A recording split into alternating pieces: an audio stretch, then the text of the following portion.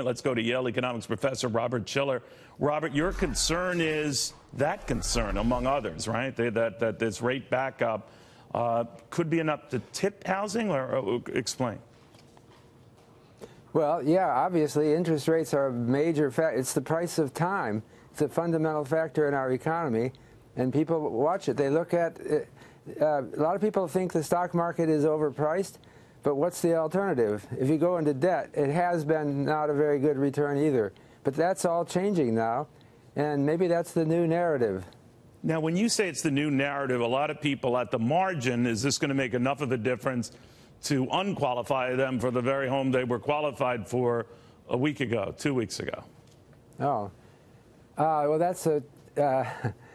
Yeah, you have to get approved. You also have to want to do it. You're right, and I think there's sort of a sense of regret now that some people didn't do it earlier.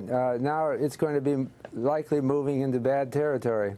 You know, and regret is an emotion. Oh, no, you're quite right about that. You mentioned this phenomenon. You and I, of course, can remember much higher interest rates, but to your point, and we discussed it in prior chats, it's what you get used to. And everyone, young, old, and in between, have gotten used to these ridiculously low rates. Do you see us around 4, 5, 6% mortgages, that will become the new rule? That's what it used to be. Right. And I'm wondering, will people adjust to that, or will people balk at that? Well, the question is, what will inflation be? 6% is a pretty high mortgage rate if there's no inflation. But in the past, when we had those rates, there was substantial inflation. The thing we've gotten used to is forgetting about inflation. But do you think inflation will get to be a problem again? I mean, we're talking about wage inflation was picking up at a 2.9% clip in the latest employment report. What do you think? Well, this brings back an old theory called cost-push inflation. Back in the 70s and 80s, this was the dominant theory that you heard, that it was labor unions that were pushing up wages, and then employers had no choice but reluctantly to raise their prices.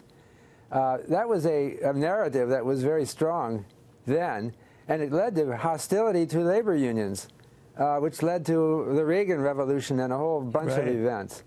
Now we're not so focused on these old theories anymore, but maybe they have some validity. I wouldn't be so alarmed by the recent data on wages. That's not necessarily inflationary. But if the economy stays as full tilt as it has been, a pickup of inflation would not be a surprise. And some people wouldn't mind it so much. We've kept it pretty low for a while. Absolutely, a long while. Robert Shiller, thank you, Yale economics professor, Nobel Prize winner. Rare mind on this stuff.